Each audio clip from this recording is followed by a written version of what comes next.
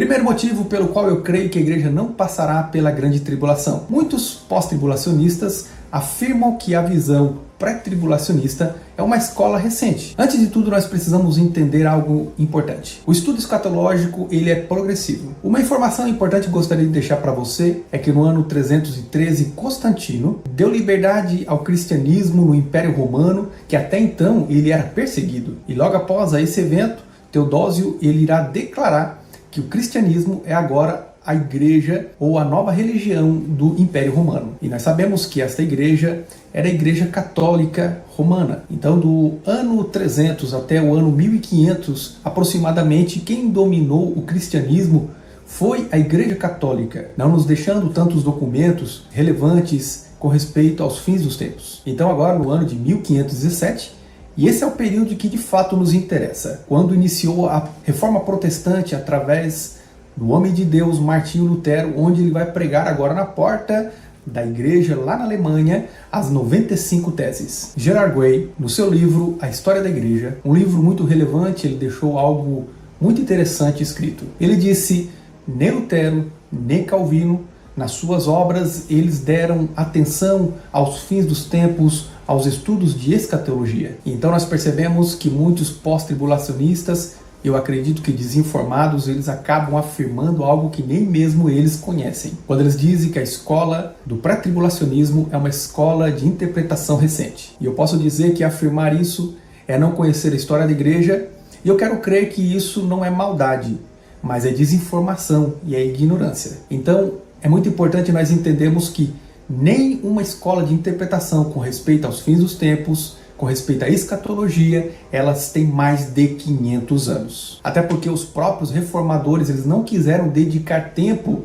com respeito aos estudos dos fins dos tempos. Nós sabemos que Jesus, ele ensinou o pré-tribulacionismo para a igreja, e ele ensinou o pós-tribulacionismo para judeus, gentios e todos aqueles que negarem a Cristo e que não receberam a Jesus como seu Salvador. Nós temos livros do século III que são pré-tribulacionistas, nós temos livros do século IV que são pré-tribulacionistas, um autor muito importante e muito reconhecido da época, que se chamava Pseudo-Efra. Então, afirmar que não existe nada de pré-tribulacionismo na história da igreja, eu posso dizer que é ignorância literária. E agora então, um período que de fato nos interessa, Morgan Edwards, no século XVII. Foi ele que melhor organizou a visão pré-tribulacionista. Eugene Nelson Darby, no século XIX, foi ele que melhor sistematizou a visão pré-tribulacionista. Uma história de mau gosto contada por alguns pós-tribulacionistas, eu posso dizer que são alguns, não todos, que acabam dizendo que a visão pré-tribulacionista veio através de uma menina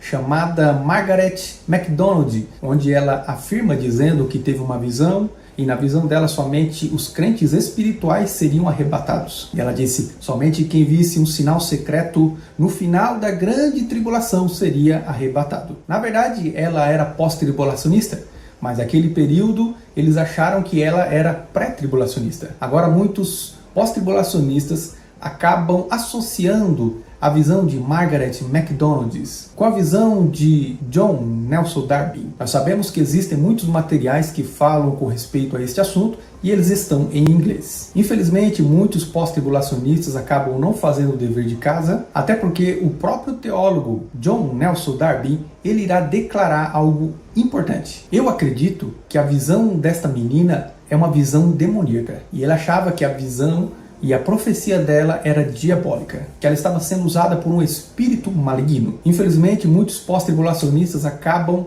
mudando ou procurando mudar a própria história, mas basta que a gente vá até os livros irão trazer a história verdadeira e não uma história criada tentando mudar a própria história. Também gostaria de convidar você para deixar o seu like e também não se esqueça de deixar o seu comentário. Compartilhe esse vídeo com seus amigos e vamos fazer o reino de Deus crescer na terra.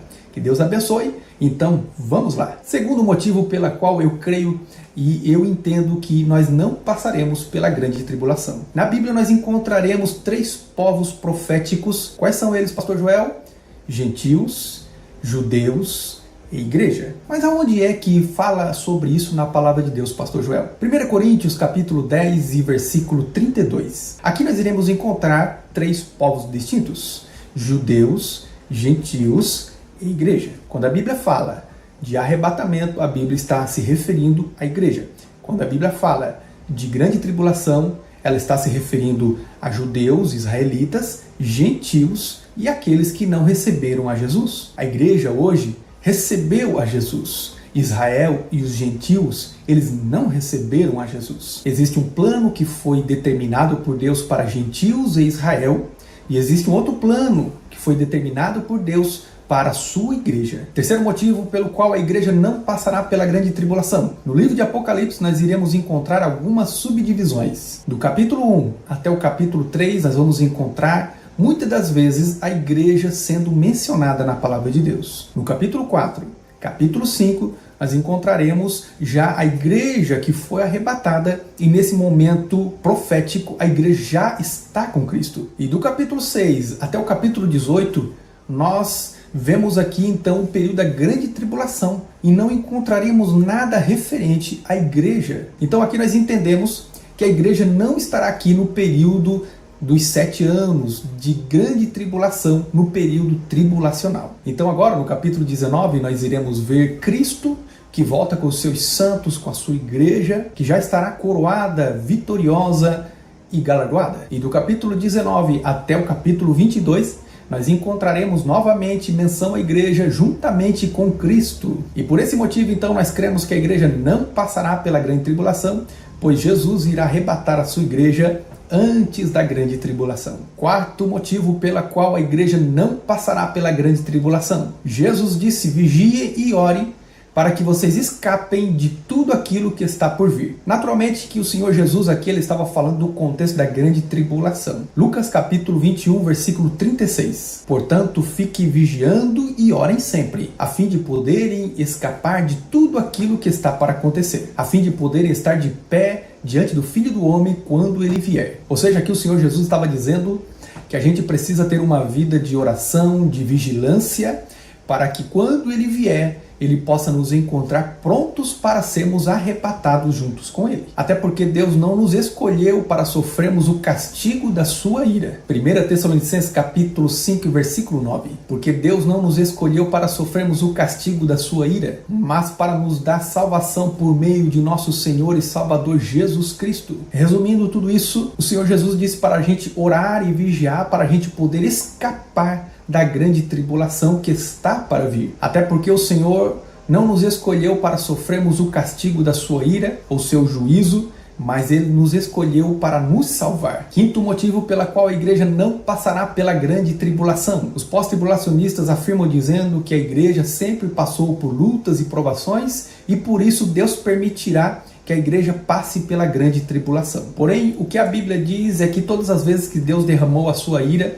Ele livrou os justos da tribulação, ou do juízo, ou da ira. A Bíblia vai dizer que Deus livrou a Noé e a sua família, quando ele colocou eles dentro da arca. O que aconteceu? Logo após, derramando o juízo sobre todo o mundo, Deus livrou a Ló e a sua família, e logo após derramou a sua ira e o seu juízo sobre todos aqueles que estavam nas cidades. E aqui se cumpre o que está escrito em 2 Pedro, capítulo 2 e versículo 9. Assim o Senhor sabe livrar da provação os piedosos e manter os injustos sobre o castigo para o dia da ira. A grande tribulação é um período de ira e de juízos de Deus.